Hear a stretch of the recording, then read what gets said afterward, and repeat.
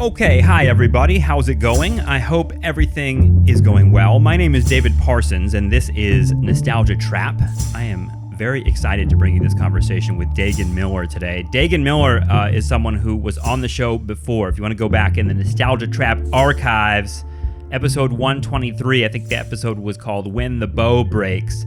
We had an incredible conversation that remains, I think, one of the most popular episodes of this show's history. I think in part because he has a really great way of capturing the feeling of sort of forging your own path outside of academia. He wrote an incredible book that I think people who listen to Nostalgia Trap would really, really appreciate. Go pick it up. Or order it, or however people read things these days. Daegan Miller's book is called This Radical Land, A Natural History of American Dissent. And it kind of combines like a history of radical environmentalism with a sort of vision of a different kind of left, certainly a different kind of left than I think most people today consider when they think of left politics. So check out that book, and I wanted to catch up with Daegan about what he's been doing over the last few years. I know he's been living in rural Massachusetts, and we ended up having a conversation about sort of what that's like to head out to the mountains and be a writer and sort of, again, forge your own path as an intellectual outside of the university. So we had a really fun conversation. I hope you enjoy it. If you want to support our show, you can do that at patreon.com/nostalgiatrap. We've been putting up a lot of great bonus episodes lately featuring my conversations with Danny Bessner, where we get to talk about stuff that's on the free episodes that we want to get into in a little more detail and talk a little shop talk of what it's like to be a historian and academic in the 21st century during a collapsing job market, during a pandemic, etc. So me and Danny have a lot of fun. I think blow off a lot of steam on those episodes. If you want to check those out, you can do so at patreon.com/nostalgiatrap. And later this week, we'll be posting a new bonus episode with Justin Rogers Cooper, continuing our conversation about the presence of Nazis in America during the run-up to World War II, specifically in Los Angeles. So this will be kind of a sequel to our previous episode, which was called The Sound of the Beast, where we talked about the LAPD and its sort of intersection with larger powers of white supremacy in Los Angeles. So all that super fun stuff is on our Patreon at patreon.com/nostalgiatrap. And thank you so much to the people who are subscribing. All right, enjoy my conversation with Daegan Miller. All right, Daegan Miller, it's been a little bit since you and I have had a chat, but thanks for joining me. I appreciate it. Oh, man, I'm thrilled to be here. Thanks, David. You popped up on my radar a couple weeks ago because of a couple pieces that you've written, and there was one in particular that you wrote about place maps, and sort of the idea of you searching for a home, and I think we can get into some of that in this conversation today. But there's one, I can't really ignore this this kind of connection between the two of us as sort of like outcast academics, or like the word you use is dropout. And it's funny because I think about that and I'm like, I think that applies in some way, but at the same time, I'm still doing academic work. So like it's a weird kind of dropout thing. But there's a point that I wanted to just start us off with, a short piece from this larger piece you wrote, where in the piece in this moment you had just arrived. You're arriving for a postdoctoral fellowship at Madison, Wisconsin, right? And at the University of Wisconsin, and that's a place it's funny because that's the place where I really kind of decided I wanted to go to graduate school because of the sort of romance of the place. Right. I wasn't even thinking about graduate school, but I was on one of those long road trips that you take after undergraduate, just sort of traveling the country, and I happened to stay in Madison, Wisconsin, and happened to be toured around by someone that was a friend that lived there, and she told me and the friend that was with us that this was the area where graduate students lived. And there's something about her saying that and pointing us to this area, like all of it kind of clicked for me. And I thought, what a romantic idea. So this piece, Right. this little excerpt from your larger piece captures that. And it also captures something of the heartache of like kind of that dream kind of falling apart. And this really moved me. So I just sort of read this part really quickly. Sure. This is Daegan Miller, everybody. The drive, as I remember it, felt like assuming an inheritance. My dream of spending my life in a dusty seminar room, alive with the smell of old books, dry leather, rag paper pages, rusty oak gall and iron filing ink, together with students and scholarly ideas handed down carefully from generation to generation, it was all coming true. Supposed to never happened. I chose not to navigate by the great lights, preferring instead to reckon my own way. But you can't spite the sun. And when the lights turned away their attention, I was left in darkness. You can't see the stars in Madison, and I lost my way. So anyway, I just want to congratulate you on that really beautiful piece of prose. But there's something, I feel like you capture a lot of different kind of conflicting emotions about being at this point in an academic career, right? Yeah, man. Well, thanks a lot. It's funny you called that passage out. I worked on that. I won't tell you how many drafts of that I wrote. And I had a friend of mine, Nick Triolo, is a really talented editor. And he made me write a couple more drafts of that piece before I sent it out, or that passage specifically. But yeah, I hear you. You know, like Madison has that, especially for folks. You know, I don't know you super well, but I think I'm probably legit in saying, you know, folks like us who, you know, are interested in lefty, perhaps far lefty politics, right? And that Madison, you know, in the 60s and 70s was really one of the hearts of what it meant to be like a student radical, you know? Totally. And the school and the town, man, they thrive on that image, you know, the Moscow of the Midwest, right? And it's you know, to some extent, it's still true, I guess. I mean, there were, especially the grad students I met out there were just, you know, just incredible people, you know, to almost to a person, like really, really wonderful. I really miss some of my some of friends who were grad students or, you know, recent grad students. But you know, UW is also one of the universities that's absolutely on the cutting edge of neoliberalizing public education. And, you know, the 5 years, I was there for 2 years as a postdoc, and then 3 years I worked for the university, and then we moved back east. But, you know, for much of the time I was there, it coincided with Scott Walker's tenure as governor. And just to see how quickly he took apart the university, even in the couple of years that I was there, right? And the utter sort of defenselessness and seemingly resignation of the university body, the faculty in the face of this was heartbreaking to watch, you know? Yeah, and especially I remember that period where there were a lot of teacher strikes in Wisconsin getting a lot of attention at the time, right? But I feel like those were more like public high school teachers rather than college. Yeah. I could be wrong about that. I mean, there was you know, the university got a little bit involved because at one point Walker wanted to change the he wanted to start ending tenure, right? Or severely curtailing tenure and the rights and privileges of tenure. And of course, you know, whenever you start fucking with the rights and privileges of the you know 1%, right. that becomes a line in the sand, right? And so there was a lot of, you know, especially if you followed like the Chronicle of Higher Education or something like that. That's when you started to see a whole lot of professorial activism. Might be too strong of a word, but you know, professors starting to put up a fight. Yeah.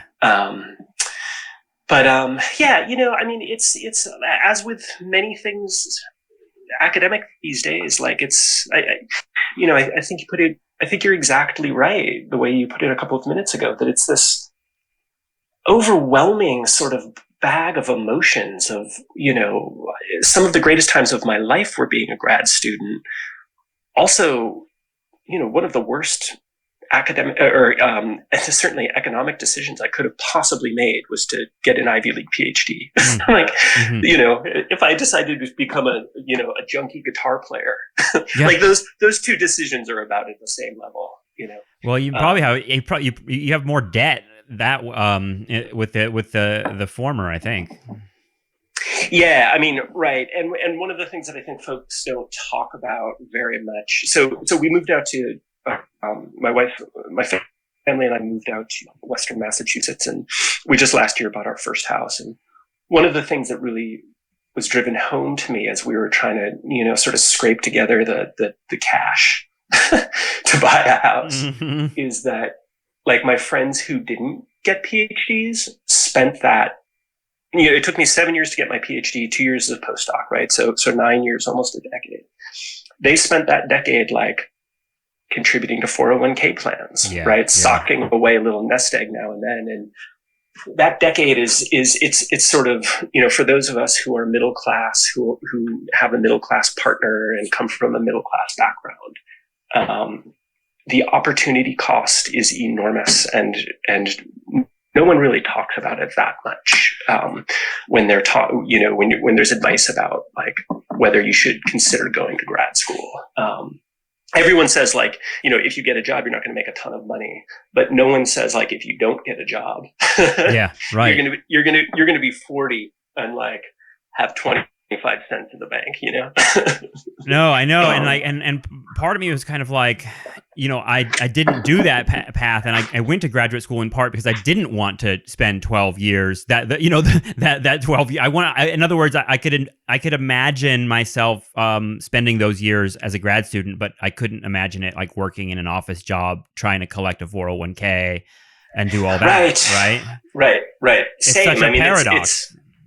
It is a paradox, and so like I also feel like in some ways it's in some ways it's no one's fault but my own, right? Like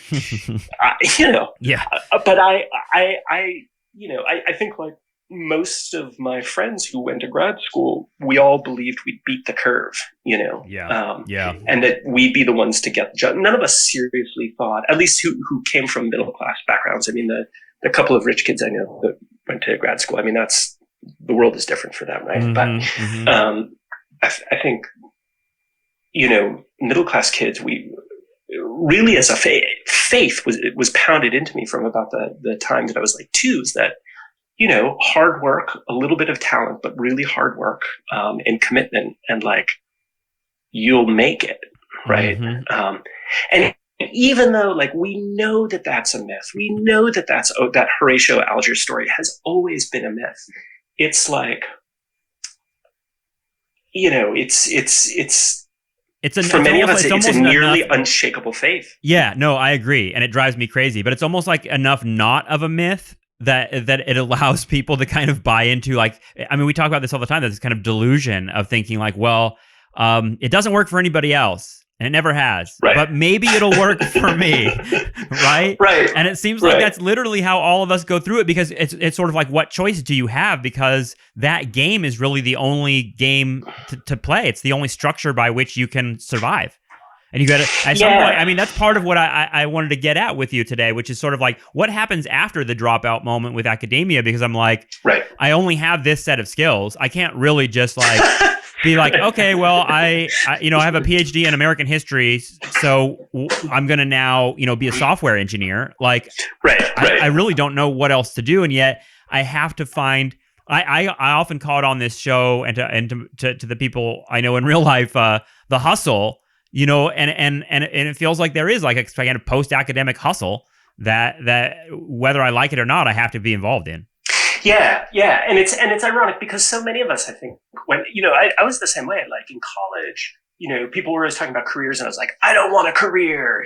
Like I am not career oriented. I want to, like literally. Like, yeah, totally. Me too. Beauty and justice. Yeah. This is what I want. Yeah, and it was part of being like an idealist. Yeah, it was part of being an idealist. I also think like, I mean, it's a political commitment as well, and an ethical commitment, a philosophical commitment. Yeah. And like, I'm still committed to those. And people are still like, well, what career do you? And I'm like, man, I hope I never have a career, except for the fact that I do need, like, we do have bills, right? And especially now that that my wife and I have kids as well. Yeah. We have a couple of friends who have voluntarily, we have friends with kids who have voluntarily embraced a life of poverty or near poverty. And my wife and I had a bunch of serious discussions about whether we were brave enough to do that. And honestly, we're not, That's a hard, crazy conversation to have, and I totally recognize it. Yeah. It was one of those moments where like ideals sort of really met the reality of like, of material existence, at least, for like white, vaguely middle class-ish right people in the United States, right? That's a different calculus for many people throughout the world, Oh, absolutely. Yeah. But it's one that I think about a lot in terms of like, going to a place. When we talk about moving to another place, there's no, especially now, like pandemic times adds a whole other sort of wrinkle to it. But going to another place, another town, like, and you talk about this a lot, the kind of desire to inhabit a certain kind of environment, a certain kind of space and atmosphere. But it's like the heartbreak of knowing that you don't really have that luxury of just going anywhere. Right. Because I mean, wherever you go, it seems like you got to pay the bills. And it's, even if we go, I mean, we live in Southern California, which is fucking ridiculously expensive. And we're coming to the, and we're coming to the like kind of reality of like, we have two pretty good incomes, but I don't think we can afford to buy a house. I really don't. Like, I don't think we can. Right. And so with that in mind, we're like, well, what if we moved like out to the sticks somewhere, some like, place in the middle of the country that no one, but even that comes with its own set of conversations, which you're exactly what you're talking about, which is like, what if only one of us can find like one small job? How are we gonna, like, are we gonna live in a car? Like, are we ready to live in a car? And like, we're not. The reality is we're not. And if you're doing intellectual work as well, I mean, this is something that I've been thinking about a lot since we moved from Madison to, we live in this town, Ashfield, Massachusetts. It's 1,500 people. We actually live not in the town. We live outside of the town. Wow. We live on a dead end dirt road. Cool. There are five houses on the road. We live in the middle of the woods, which I love. We both love. Our kids love. It's wonderful. But if one is trying to be an intellectual, right, or a writer, or any sort of cultural, any sort of person doing cultural work. The problem of isolation is a real one, right? And what do you do when you're not part? There's a reason like every writer and editor you've ever heard of lives in New York City, Chicago, or San Francisco, or LA, right? And that's where the networks are. And part of the reason I called myself a dropout in that essay that you quoted is because it does feel like I decided to drop out of a certain kind of life. And even though that life was very, very painful, living in Madison. And Madison's a great town, I should say. I mean, a lot of my angst about Madison is wrapped up with job stuff and wrapped up with feeling like we were going to be trapped there. And we only moved there because I got the postdoc and we thought we were going to be.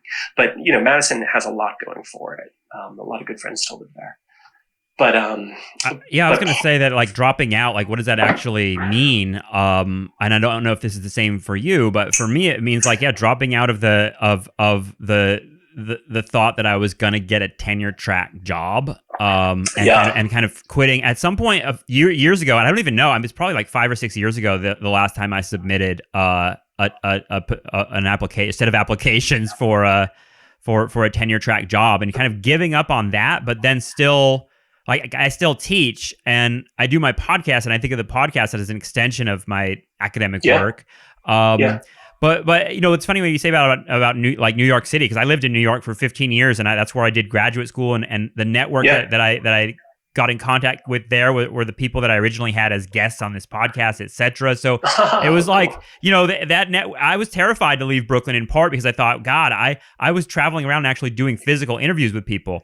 But it's funny how it all worked out, because you're thinking about isolation, like within like the Zoom era, where we're all like in the type of people we are literally like going to be doing this from home.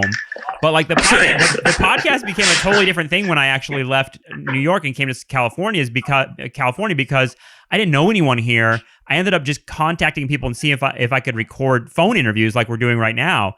And that actually opened up a whole new world for the show and my ability to sort of like, I don't know, network outside of those like Brooklyn networks. Yeah. So this is, this brings up so much for me. Like, I tend to, by nature, I guess, be a little bit gloomy and like, me too, dude. Totally. The sun is going to explode and engulf the earth, and what's the point of any of it? But like, I think part of what you're bringing up is just because something is ending, right? Like, just because the academic dream, at least for me, is dead and buried. There is another life, right? There is another world. Mm-hmm. And the flip side of it is that, like, I'm much, much happier, and I'm doing the sort of writing that I always wanted to do, that it became obvious was not welcomed in the academy, at least for the purposes of like getting a job, or tenure or anything. Why like do you think you're writing specifically? Is it too interdisciplinary, too hippy dippy? What is it about your writing? Because I think it is like whatever that element is what makes your writing appealing to me. If that makes sense. Yeah. No, thank you. I mean, I think I don't exactly know. I mean, I think part of it is the interdisciplinarity. So my book, like in my book, I write a lot about photography and the culture of photography and sort of visual culture criticism. And I was told by a number of academics that I couldn't do that. Like serious, heavy-hitting, like president of the former president of the AHA, historians who were like, this is not legitimate historical work. I was told I had no right to write these things. And so, part of it was the interdisciplinarity. Part of it is the writing in the first person, which, it seems like you're allowed to do in the intro and the conclusion of a work of history. But instantly you'll be seen as self-indulgent if one writes in the first person. And a big part of it is that, I've never wanted to write a monograph. I'm much more attracted to the essay as a form. And I think that folks didn't know what I was doing, and I wasn't, I was sort of willfully naive and I also had wonderful advisors in grad school who were very supportive. So I was like, look at me, I'm a unique snowflake. Like everybody loves me, Yeah. And I didn't realize how off-putting what I was doing was until it became painfully apparent, and I wouldn't change what I had done. I just wish I had been forewarned. I wish I hadn't been quite as naive, I tend to fall into that gap between rhetoric and reality, and I really fell for the rhetoric of the academy of, creative and intellectual freedom, and like, oh, great freedom. I love freedom. Like, watch this, but I didn't realize that it's sort of freedom for some, Yeah, that makes sense. I mean, I don't know about you, but I didn't have. Maybe we talked about this in the last episode, and I've forgotten. But I didn't have family that were academics, so I'm a first generation in graduate school. I'm kind of like really figuring it out as I went along, and when I think back on it now, I realize like how fucking stupid I was in the first several years of graduate school.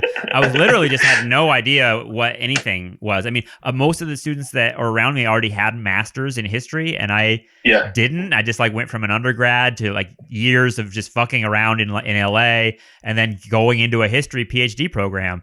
And it took years before I even really knew what was going on at all. And I felt like those years set me way behind in a lot of ways. Yeah, no, similar. I mean, my mom went to college. My dad didn't go to college. My mom got a teaching degree, and then did some training as a nurse practitioner. But certainly no one had a PhD or knew what advanced sort of studies would be. But there's something too. I mean. I feel like I've been bitching about the academy for so many years that I've kind of made my peace with it, and I think I love the academy for what it is. Its good spots are wonderful. I feel like they're fewer and farther between. Mm-hmm. But I love my academic friends; they're doing great work. But there is this whole other world, like the stuff you're doing, or like Max Alvarez, his podcast. Yeah. Well, I mean, what's that? That I'm really interested in that in part because there's so many of us, dude, who are going to be. I think more and more. I mean, the pandemic, I think, is just going to be a machine for producing even more people who are, living on the outskirts of an academic life, and then maybe not at all. I mean, I make my money by literally adjuncting a couple classes a semester and doing this podcast, and that somehow puts together enough money to save, and like if I don't buy anything much throughout the year, I can actually cover my share of what we owe each year. Right. And like that's it. Right. And honestly, if I didn't have those classes, like I don't know what I would do. Like I'm not sure what other life there is beyond that. And that's something that I think that especially younger graduate students are going to be confronting, where they're going to get zero classes. In other words, I'm almost a little ahead just by virtue of the fact that I didn't beat the curve, but I kind of like am at a different point in the curve than others. Right.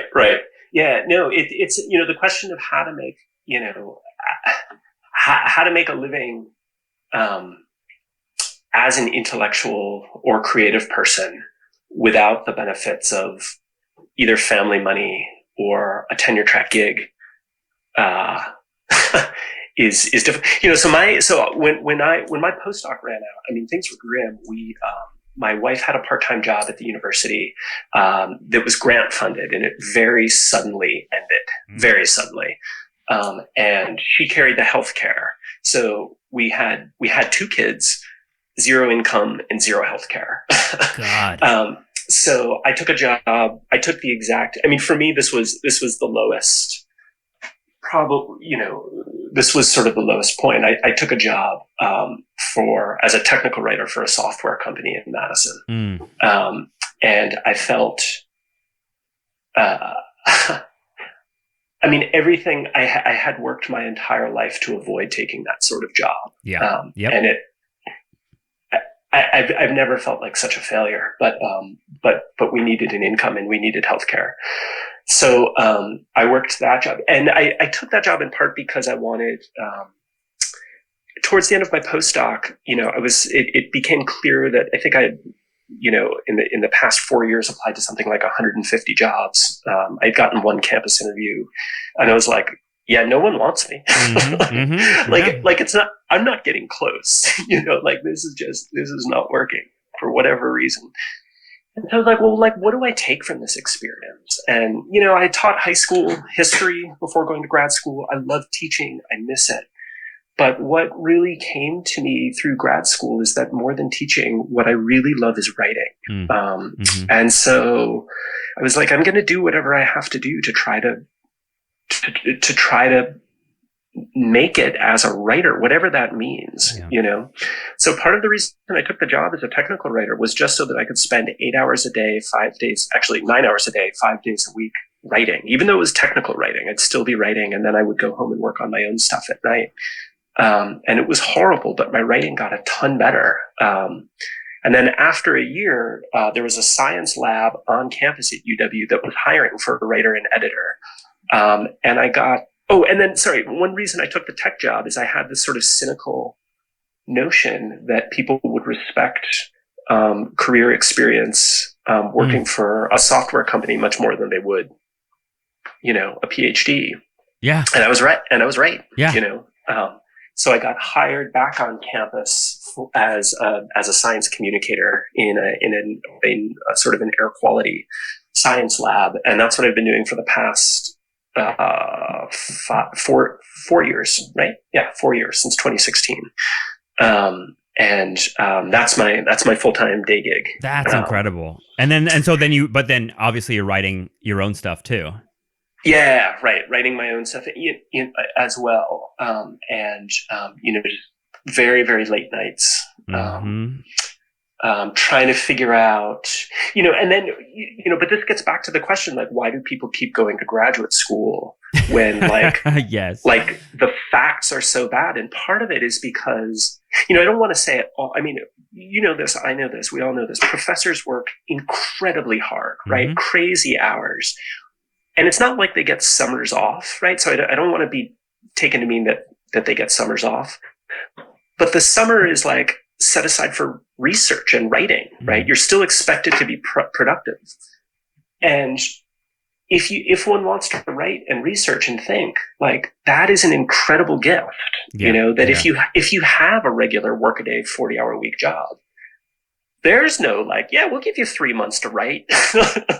Right. And it takes, it's weird because the part of me thinks like because you mentioned like being a tech writer actually improving your writing just by virtue of the fact that it sounds like just practice all the time. Just practice, yeah. It makes me wonder because part of me thinks that like, if I was Jack Torrance in The Shining, and I had a big hotel and all the time in the world to write, I wouldn't be able to produce anything because there's too much pressure, and maybe I would need like some sort of routine or job to help sort of split the day. I mean, I don't know if it works that way for you. I think it's probably different for everyone. I think it's different for everyone. One of the things that's nice, and I still write every day for my sort of science communications job, but it's because it's not my work, right? It's more like I need to get this done by noon, right? So let me write this PowerPoint presentation, right? And because I'm, and also right now working as a science communicator, like I understand the big picture stuff of some of the science that's happening, but like I don't know anything about atmospheric chemistry. So like I'm not invested in the writing in the same way that I am when I'm writing my own essays, Right. And so what that really lets me focus on is frankly grammar and logic. And what I found is that being forced to just focus on the very, very basic mechanics of writing gave me, it's sort of like a musician running scales all the time, right? Like, it gave me a foundation that I didn't have in the past. And I found myself being able to pull off techniques that I hadn't been able to pull off before because I didn't have the chops, that's really fascinating. I never thought about it that way. That it's sort of like because the type of writing that tech writing seems like it's very it's focused on sort of the economy of communication, if that makes sense. Yes, sort of like just sort of getting right down to it. Right. And yeah, I mean, I will say, I mean, in your writing, your recent writing, I mean, it feels like you have a skill at sort of reducing things to an essence like that. Oh yeah, thanks. I mean, that does not come. My my wife or any of my friends could tell you that does not come naturally to me. It's something that seems like everyone who talks about this talks about practice being a big part of it. Yeah, it is. You got to practice, and there's a lot of pushback against the. I would never say like you have to write every day or you have to write this many hours a week or this many words, but it's just like anything else, like a sport, like an instrument, anything else. Like you're not going to get good, by doing it every few weekends, a couple hours, 1 or 2 weekends a month, right? It is a craft.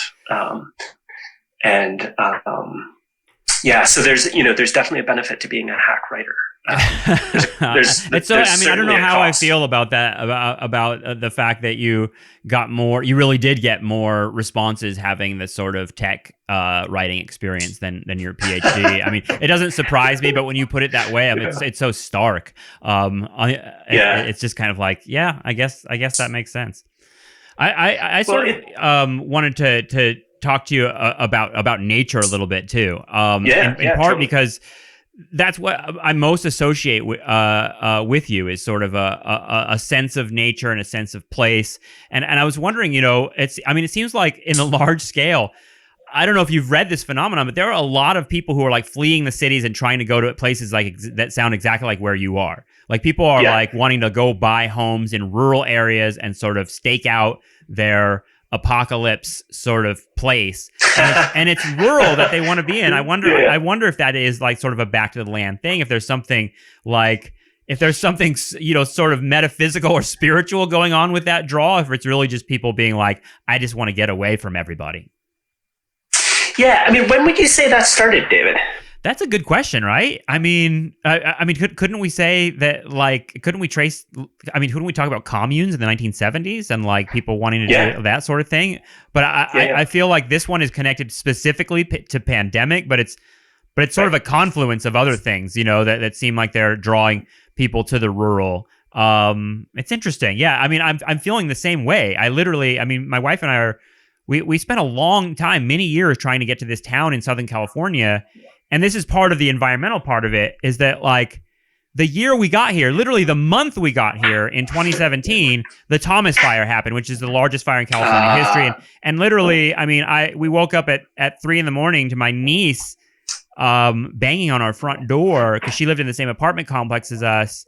And I came outside and the entire town was on fire. I mean, I looked up at the hills and I could see, the hills were on fire, but those hills are residential, so it was entirely structures. Like it was nothing but houses. Right. And I was like, those are all people up there. Like those are people that must be like running for their lives in the middle of the night in their underwear. And that's indeed what happened. I learned later that the police and fire department just came roaring through those neighborhoods, yelling with bullhorns, "Everybody run!" Like at 3 a.m. Oh my God! Like imagine that at 3 a.m, right? Like imagine waking up to like just a bullhorn being like, run for your life. And these people ran with their pets in their hands and that's what happened. And so that kind of shook us up a little bit. And we've been thinking about that ever since. I mean, we're sitting here now and like just fires all over California. It's been way worse than it's ever been for the last maybe 5 years.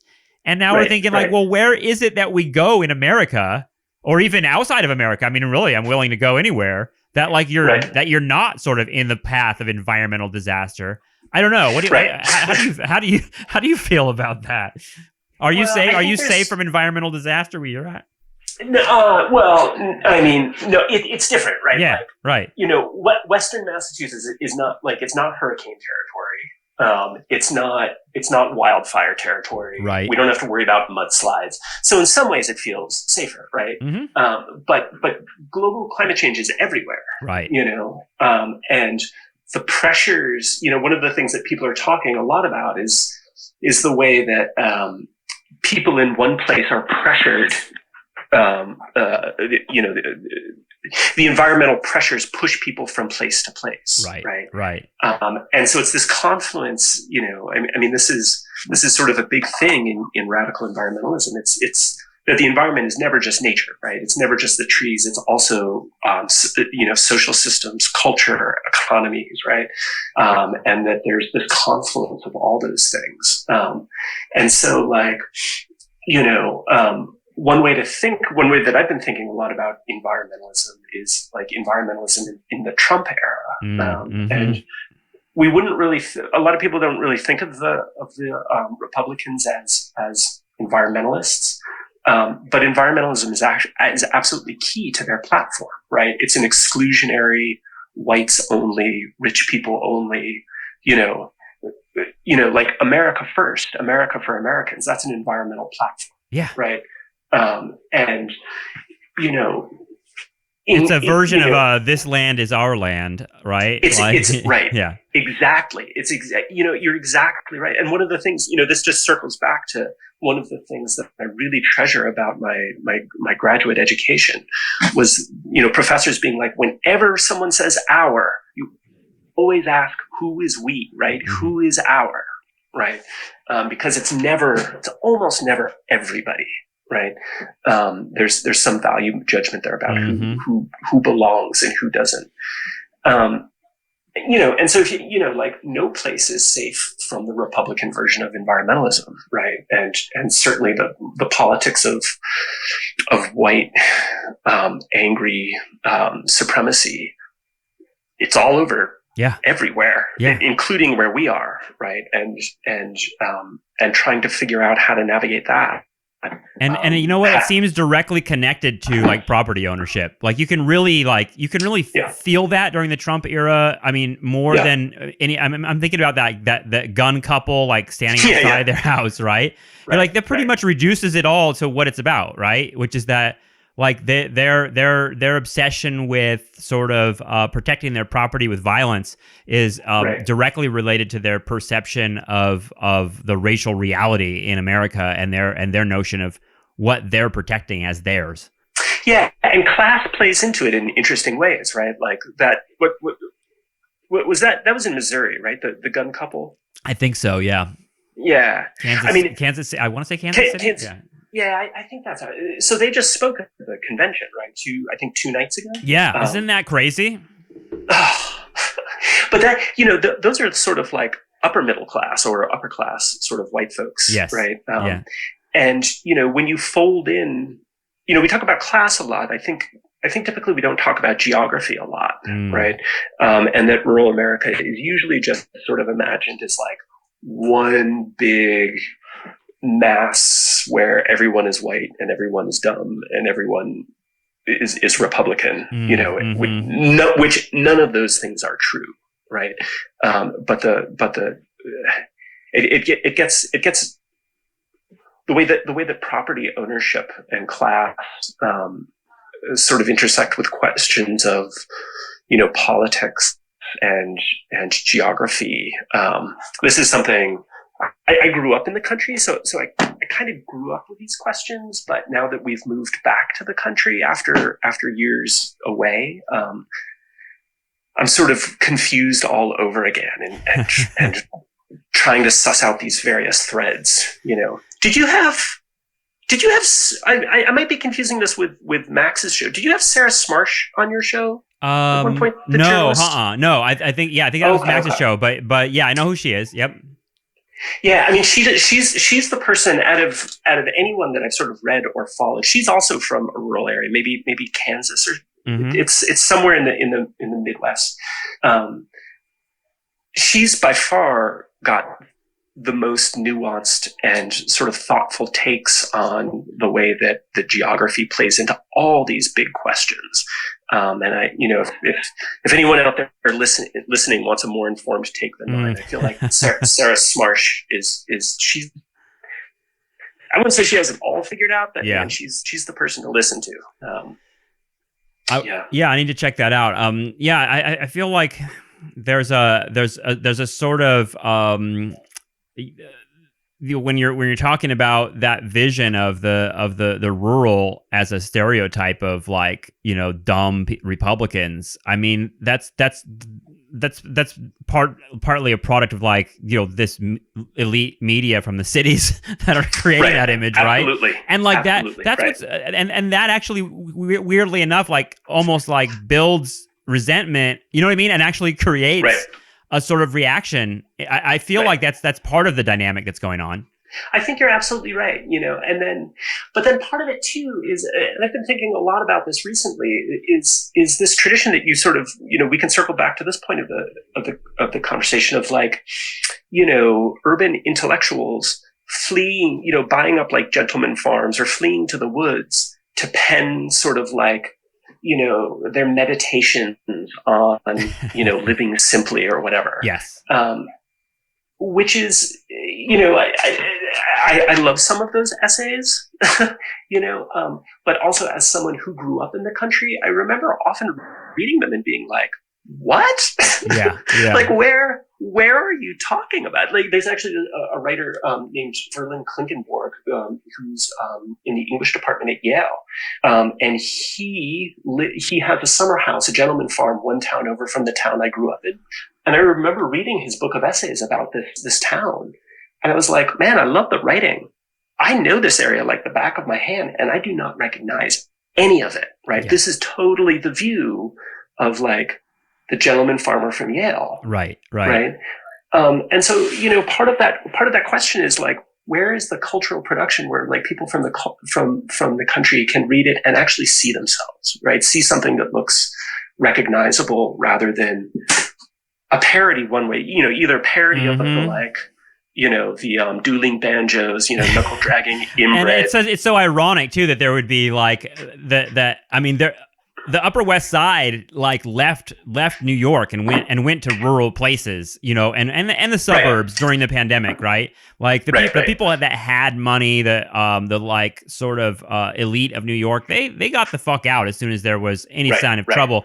And then they went to those areas that they sort of parody and stereotype. It's it's kind of like, I don't know if you're experiencing this because you live in a rural area, and this conversation, but like, it seems like there's sort of a gentrification going on, like a reverse gentrification, whatever, of like city people coming to these rural areas. Is the only experience I have of that sort of like cultural and social resentment actually coming out is here in California. I mean, I have a lot of family that live in Oregon and Washington, and especially in Oregon, there's this kind of like discourse of like, don't tell the Californians about this place. Stay out, California. And it's like, I'm like, what is really being expressed there? Because it is something like this land is our land, like we're here first, but it's also like we don't want a certain culture coming to our rural utopia here. Yeah, I mean, it's cultural, definitely. I mean, I think that's part of it, and I whenever, California is sort of an adjective, right? And it yes, right? Like it stands in, depending on whose cultural imagination you're talking about, right? Like that can be sort of like a positive adjective, or it can be negative, part of it too, but I think you nailed it, hit the nail on the head with gentrification, right? Like, partly what happens is like, wealthy folks from cities move up here and like, they need better internet. They want better roads, right? They, the housing isn't good enough, right? So they pour a ton of money into the housing, like property values go through the roof. And all of a sudden, like folks who have lived here forever are priced out, right? Yeah. In the same way that like that happens in the city. It's interesting. Like, what is it that city people want? I'm thinking about myself, because I'm not really a city person, but I'm definitely more of like a I'm not a rural person. I'm like a suburban oriented person, even though I'm like living in a suburb that's just surrounded by and encased by agriculture, just fields as far as the eye can see. But when I think about moving to a rural place, like if I think about just picking a random spot on the map, I mean, this is sort of like when you get to the material part of being middle class. My wife and I, the conversations we have are like, well, will there be like food there that we'll want to eat? Will there be like, will we have access to a place like a Trader Joe's or a Whole Foods that we have here that we can go just, buy good, quote unquote, good food? And we have concerns like that. And I wonder if those concerns are the same for everyone, because it's, you talk about this in your writing, this sort of like community, there's like that part of like, what is it exactly do you want? Because when I was younger, I would have said bars, restaurants, places where people hang out, or young people hang out. I'm not really concerned about that anymore. Like, I don't give a fuck if there's an indie rock bar scene in my town, right? Like, I used to like care that there was an indie rock bar scene, but I don't anymore. So now I'm just concerned about, will there be food? Will there be like, I mean, I guess my concerns are different. But I mean, I wonder how that plays out in the rural areas, because there are people coming there that are going to have different desires of what to build there. Right. Yeah. Is there indie? Do we talk? Is indie rock still a thing? See, I'm dating myself. Yeah. I'm like the latest Modest Mouse album. Yeah, that's right. So I want to answer your question, but I heard something funny the other day. I was talking to someone who is young, and I want to tell you my T-shirt story in a minute. Oh yeah, totally. But some kid, it was like 16, and it was like, oh yeah, my dad loves classic rock, like Arcade Fire and the White Stripes, and I was like, yep. Fuck. Yeah, dude. I had a student that kind of, when we were talking about Nirvana, because someone had a Nirvana T-shirt on, which is like, you know, that Nirvana T-shirts are, they sell them at Target, and like kids wear them, and it's like us wearing Doors T-shirts in like in the 90s, right? But like, totally what's funny about it is this girl who, as she was talking to me about, and she really had a genuine interest in all this music. It was clear to me that she thought that Nirvana and like Kurt Cobain were part of the generation of Jimi Hendrix and Jim Morrison. And she was like, isn't that amazing that all those people made all that great music at the same time and then they all died? And I was like, no, dude, fucking Nirvana was like 30 years later. But it makes you feel old for sure, because I was in high school when Nirvana was on MTV, and I mean, those guys were living legends to me. Right. But, the question of, one of the things that was really disorienting for me about moving from the East Coast. So I grew up in rural upstate New York for the most part. Mm-hmm. And then I went to school in Vermont, and then I lived actually on top of a mountain at the end of a dead-end dirt road in Vermont for a while. And then I lived in rural Maine, and then went to Ithaca for grad school, or lived in Ithaca for grad school.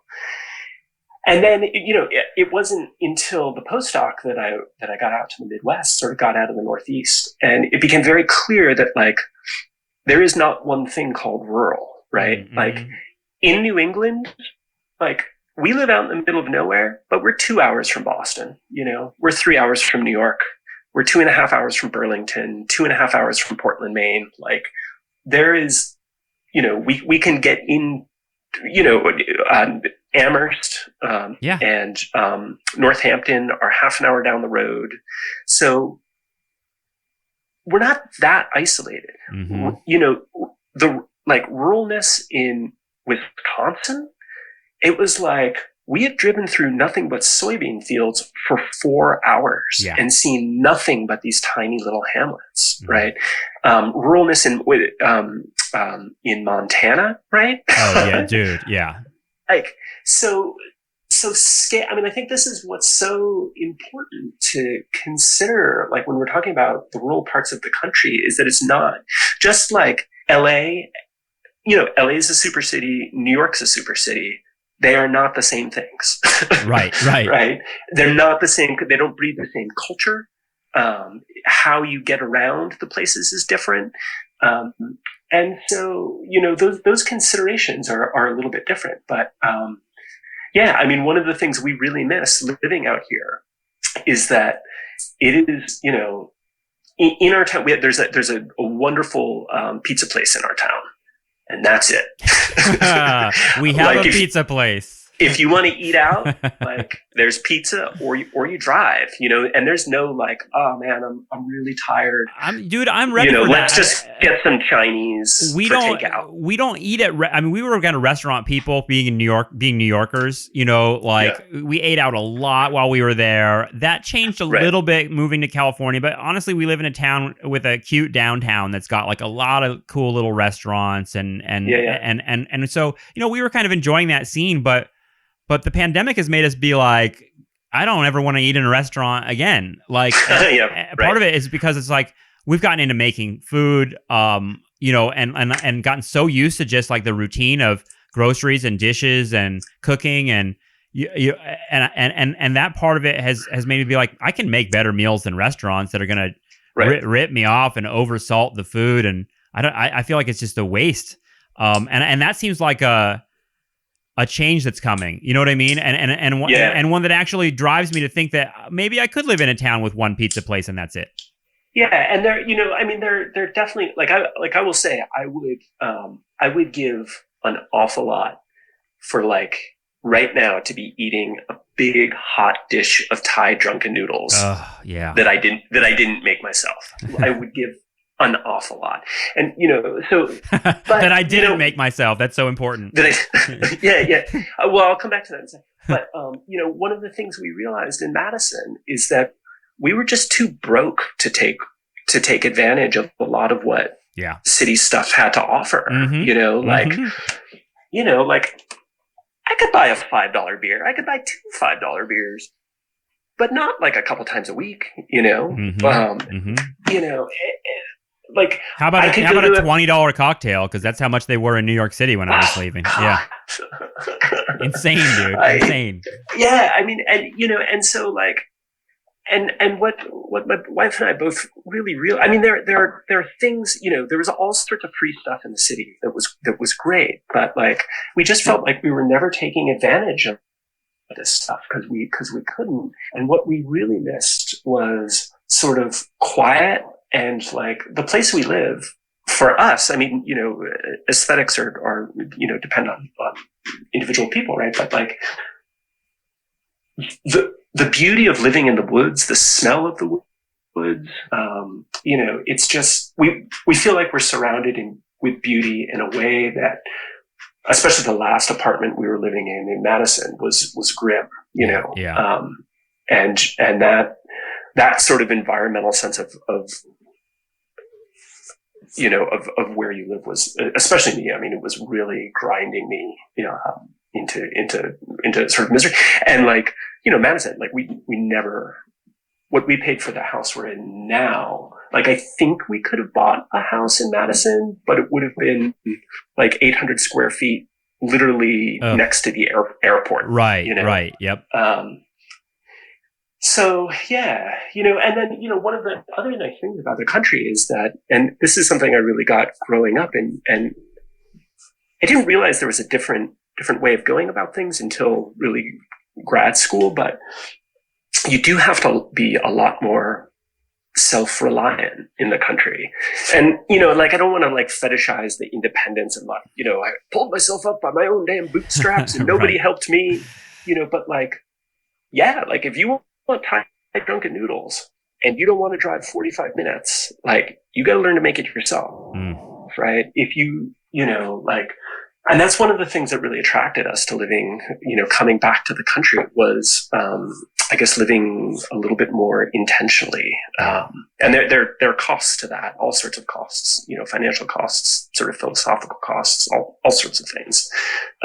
But for us, it's been a big, to get to make some of our own decisions. Right. Yeah. Yeah. No, I'm glad that, and I get this from your writing, that it feels like you've found a sense of home and a sense of roots there.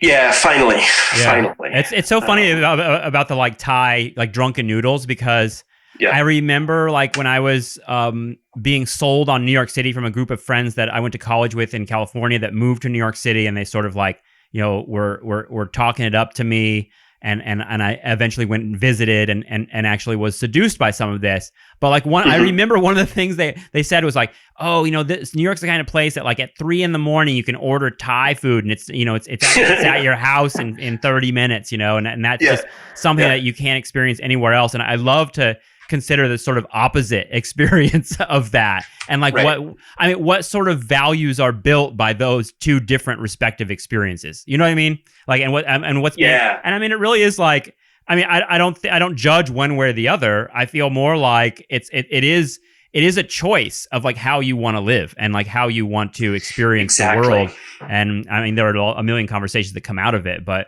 it seems like the Thai noodles are kind of symbolize something there. I guess like convenience, and convenience and access and things like that. Yeah. And consumption, right? I mean, that's what really hit us living in Madison, is that like when people would talk about what they loved about the city, it was all based on consumption, right?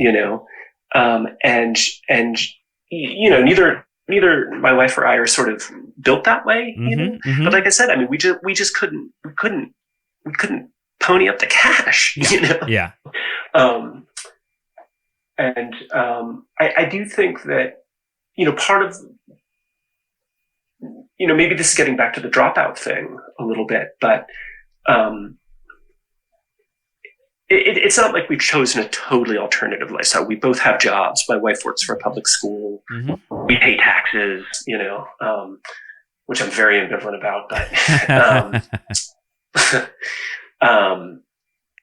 but it is fairly, but some friends came through to visit a little while ago and they were like, wow, you guys are homesteaders. And I was sort of like, no, I mean, I know real homesteaders, like we're not home, but like from their perspective, like we were roughing it, You're like Little House on the Prairie to them. Yeah, a little bit, or like crust. I feel like if I grow a neck beard, will be the sort of the stereotype of crusty New Englanders, right? Right. So what happened? So what happened with your Nostalgia Trap T-shirt? I assume. Oh yeah. The one. So if people don't know that, it has a little image that I actually got from a underground newspaper in the 1960s, but it's like a little Karl Marx, like. And he's like wearing, it's hard to describe. He's wearing like platform shoes and bell bottoms, and he's playing an acoustic guitar. I've definitely had people mistake it for different figures, but what happened with yours? Yeah. So frequently, so Western Massachusetts, like I was saying in the beginning, lots of sort of alternative folks, a lot of 70s back to the landers and stuff. And I very frequently get like, hey, that's an awesome Jerry Garcia t-shirt. And it's sort of like, yeah, I mean, yep. I love the Dead, but it's not Jerry. Yeah. Anyway, I was in the supermarket a couple towns over the other day, and the bagger, he's like 16. He was like, is that Karl Marx playing a guitar? And I was like, whoa, the kids are all right. You got it, man. Like nobody's ever guessed that. And I said, like, everyone usually guesses Jerry Garcia. And he was like, who's that? And I was like, well, the lead guitarist from the Grateful Dead. And both he and the checkout person were like, I've never heard of the Dead. And I was like, wow. What? Wow. And so, but then the kicker was like, then we sort of talked, I feigned that like old man, like, what, the kids these days, you've never heard of the Grateful. And I turned around to go, and I sort of turned to grab my cart and turned to the person behind me for a minute in line. And she looked at me and she went, that's an awesome Jack Black t-shirt you have. What? So I feel like, you have designed the perfect, like, yeah, it's a symbol, a Rorschach test. Yeah. Any white male musician with a beard, this is the most versatile hipster t-shirt. Yeah, I've ever owned. That's awesome. Yeah, it's so funny to me to think of like a young person being like, "Oh yeah, Karl Marx," but then being like, "Who's Jerry Garcia?" I mean, that says a lot. And I feel like we talked about this on the last time we talked, right? Like the way that sort of the youngest millennials and whatever the generation, what are we calling them? Generation Z at this point? Yeah, Zoomers. Oh God, right? That's horrifying. That's unfortunate. Yeah, it's very fortunate.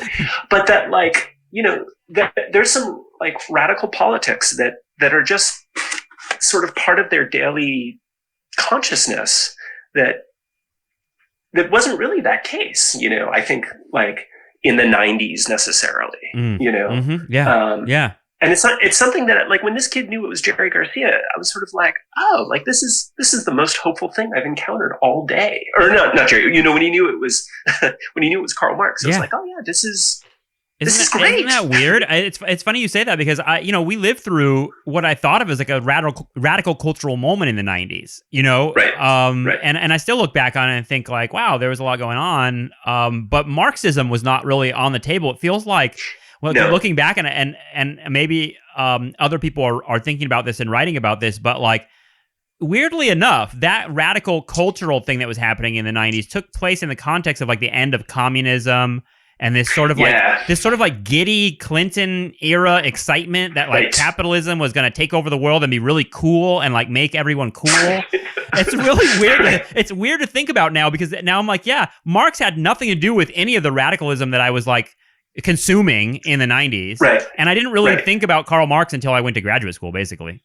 Yeah, right. And like, or in the context, right? So there was like that digital, like kind of like vaguely lefty digital utopianism, right? Yeah. But then there was also like, my wife was part of the WTO protests in '99.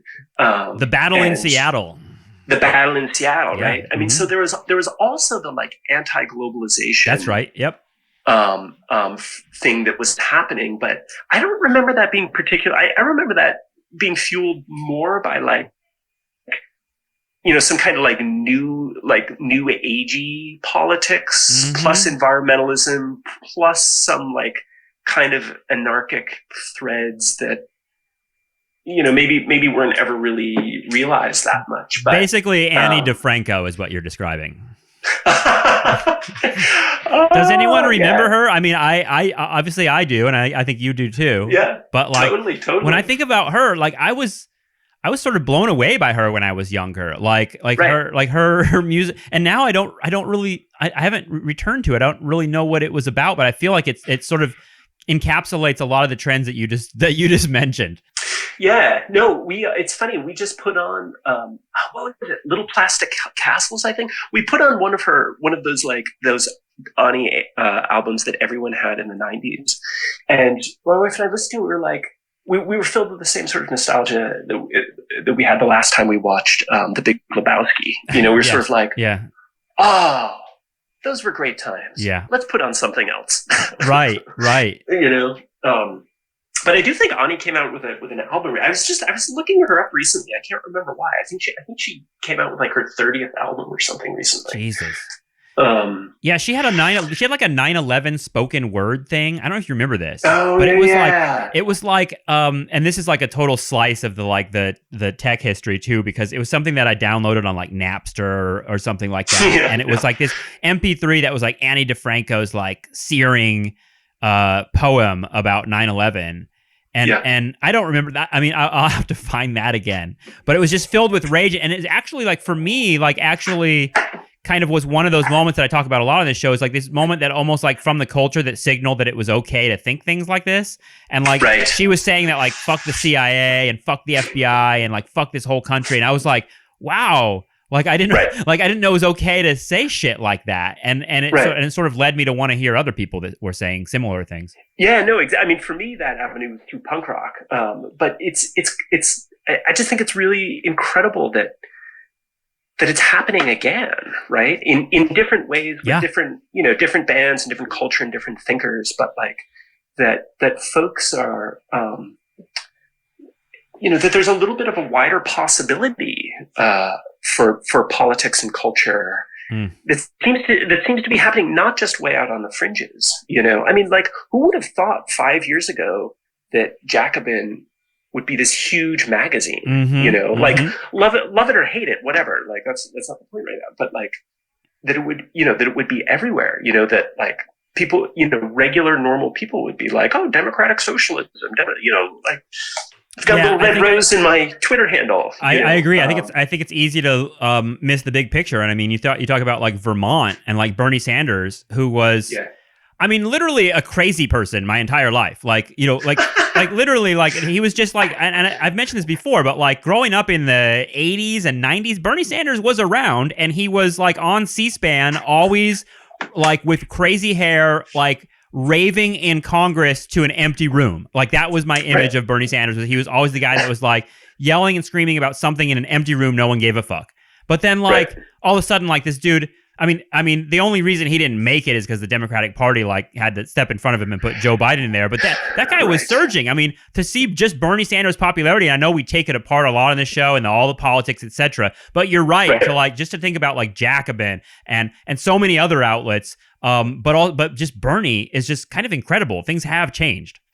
Yeah, and it's funny that the taking them apart and taking some of this cultural stuff apart, because it brings up this question for me that that I don't have an answer for, but there is a way that some of this like newfound interest in radical things is very, very superficial, right? Or is really just a deflection for something else, right? Like my own take is that like Bernie's not that radical. He's like a New Deal, like an old school 60s style Democrat, totally. And that like all his talk of revolution, like, changing the tax brackets is not revolution. Yeah, right. Like, it's an important reform, right? And it would bring a lot of funding for things that need funding, and help cut funding for things that don't need to be funded, like the police. But it's not revolution, right? And so one of the things that I think a lot about is like, what's the role of someone like you or I? Is it to cheerlead for these things that are happening? Is it to take them apart? Like, where do we, like, what is the role? I mean, it's an old question. Like, what is the role of thinking and art? Right? It's really hard. And just in terms of this little picture of the Bernie thing, I don't know because I occupy both of those spaces, right. If I'm being honest, I'm both like really cheerleading Bernie and want him to win. And at the same time, I'm like, this ain't much, and I don't even think it's going to happen in the first place. Right. And like, I have those two feelings, and when I express them, I piss some people off, and then when I express the other side, I piss other people off, and it's just kind of like an impossible space to occupy. But what I try to do is kind of occupy them both and be honest. I mean, that's the only thing I can think of, really. Otherwise, because I don't want to be a cheerleader for Democrats. Right. Really. Right. Yeah, I mean, I've never been interested in propaganda, one way or another, and I do really want to hold out the space that thinking carefully and clearly is important, right? That we can't just, on the other hand, I felt exactly the same way that, like, yeah, I voted for Bernie. I voted for Bernie in 2016. I voted for Bernie this time around in the primaries. Me too, yeah. I absolutely wanted Bernie to win, but was also, same way, like, this is not a radical. Like, this is not radical politics, right? It's radical in a certain context, it seems, which makes it really scary to me. You know what I mean? I guess that's a good point. If it's like what Bernie is saying is radical, then that means we're in a pretty far right country, and that's something that's kind of like the weird fact of what we're talking about right now too, is like all this, like, the cultural radicalism, the sort of, Jacobin and all that existing at the same time where, Trump is in power and cops are killing people on the street. Militia kids are joining the cops and killing people on the street. And I can't conceive of a force that's capable of confronting that.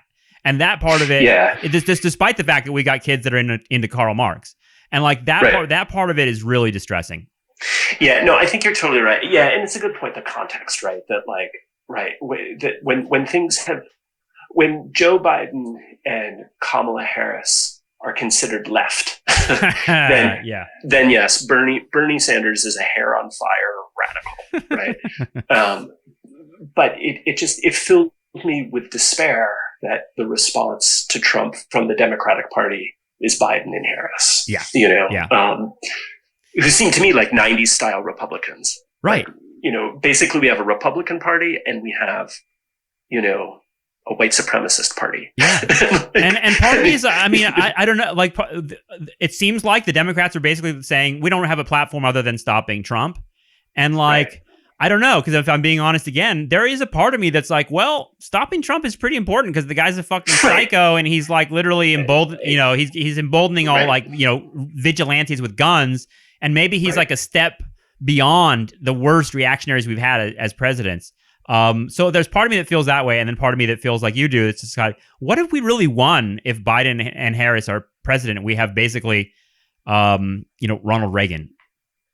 Right. Which is horror and totally, if we're going to confront climate change and this shit, we need obviously radical leaders, and I don't see that coming. Yeah, no, I mean, I'm sort of moving towards my next book, and part of it is, a big part of it is this question of climate change, and I'm trying not to. I don't know. It depends on the day, like whether I'm filled with despair or something else. But it just the options seem so milk toast. Any of the options that are really on the table seem so milk toast and guaranteed to produce suffering and misery for tens of thousands of people throughout the world, and that's like the best case scenario. I think that the despair part of it comes from when you do what I just did, which is sort of look at things through the lens of electoral politics. You're sort of like, well, fuck, nothing, no change is going to come. I think I agree with you, and we've actually talked about this with other people on the show. It's sort of like, and it's actually been accelerated by the pandemic. Talk to me at a different moment today, and I'll feel differently about it, right? But like. Yeah, when you look at things through the lens of like sort of what people are doing and like what's going on, especially like when you drill down to like local movements, you can get a lot of hope from that. So it's definitely a tricky balance. I think it's going to be a hallmark of living through the historical moment we happen to occupy. This was one of the enticements for living in Massachusetts, especially in a very, very small town, Massachusetts, is that town politics, there's a town meeting day and all the decisions are made. Like it's actual real democracy, not like, hey, look, democracy. Like everyone shows up and there's a person who's like, will we, appropriate $15,000 from whatever budget to buy a new air compressor? All in favor, say aye. And you actually get to show up, and there's something about it. I mean, it feels really hokey. I went to my first town meeting this year, and it was a little bit different because of COVID, but that felt like for the first time, like I participated in something political and didn't feel like I was either selling out or being sold out. Mm-hmm. That's really important. Yeah. Yeah. I mean, but then it also wraps back to this question of living in the country and whether it's a retreat, right? Whether moving to the country is sort of like, screw you all, the world's going to hell. I'm going to hole up in the woods and like let the cities burn. I'll be in my bunker. Right? Or whether there's a more positive sort of social vision of it. And I think that the positive and social part of that has to do something with small. I mean, this is something I'm thinking about a lot and wrestling with, like in a very real, practical way. But there's something about like smallness, and humility, and like consciously deciding not to, like I'm not at the center of anything. And I think that's actually, I think maybe there's something good about that, right? About deciding to I guess not being feeling like you're going for success, right? That you're going to be a big star up on the stage, and the things that one has to do to get there, right? That was one of the things that was really shocking at the end of academia, was to see when I started to like be able to see behind the curtains at some of the things people had to do to succeed, and was like, what?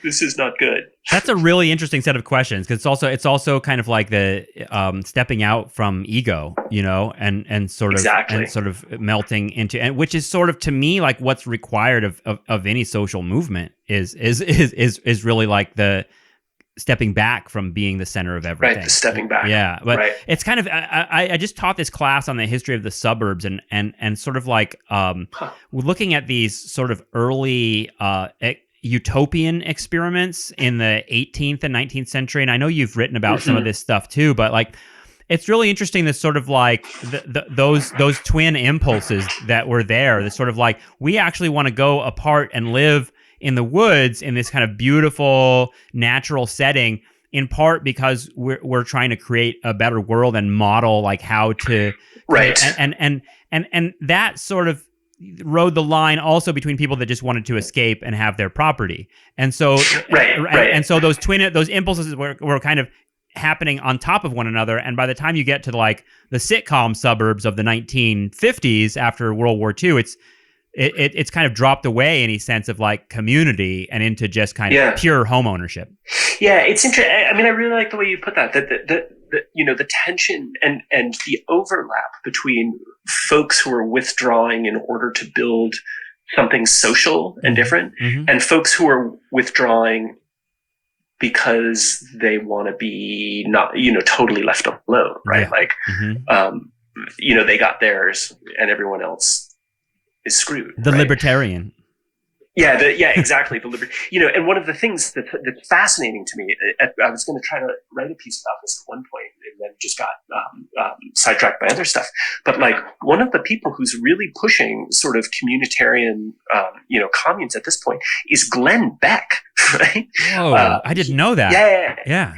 Yeah, I forget where he back in like 2015 or so, he started building this commune. I think it was in the Midwest. It was sort of like the libertarian version of like a tune in, turn on, and drop out kind of commune, but for white upper middle class folks to come together and live behind a gated community and not have to pay their taxes and stuff like this. And I was so there's nothing inherently lefty about right. the communes, yep, right? Yep. It was sort of a right-wing socialism. I mean, it's but wrapped up. Yeah, I mean, I guess libertarian is the right adjective. It's really interesting. Huge sets of questions here, Daegan. I really always have fun talking with you. We should do it again more frequently. Yeah, absolutely. Yeah. Absolutely. Well, I hope you stay safe, man. The world is crazy right now. It is. Yeah, thanks for this, and thanks for putting out the podcast. Yeah, for sure. And we should talk again soon. Absolutely. Good luck with it, David. Okay, huge thank you to Daegan Miller. I always have a really fun time talking with him. I hope you enjoyed our conversation. And seriously, go get his book. It's called This Radical Land, A Natural History of American Dissent. And I think it has so many important ideas for people on the left to be thinking about, particularly when you're thinking about climate change and environmentalism. And beyond that, it's just really poignant and beautiful writing. So thank you, Daegan Miller, for writing the book and for coming on and talking to us again. If you want to support our show, we always need that support. Go to patreon.com/nostalgiatrap. It helps us immensely, and you'll get access to all our conversations with Danny Bessner and Justin Rogers Cooper and all that other fun stuff. And thank you a million times to the people who are supporting us. Okay, I think that's it for today. We'll talk to you again very soon. Take care. Bye-bye.